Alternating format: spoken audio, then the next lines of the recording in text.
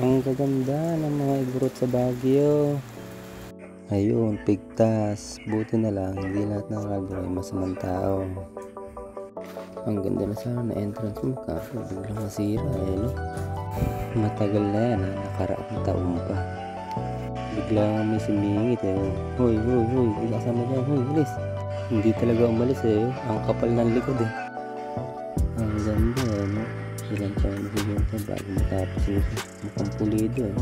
Ang sasarap ng lakad, lalo na nung paatras. Ayun, basag. Ang tibay talaga ng pader eh, no? Hindi man lang nabasag. Gas-gas man yata, wala eh. Booking yata hanap nito. Kanina pa to eh. Naglalaway na. Pakit pa talaga yung tatlong ogag eh. Heto na. Heto na. Kanina pa hinahanap ni Marlene. Kasyang kasya eh, yo.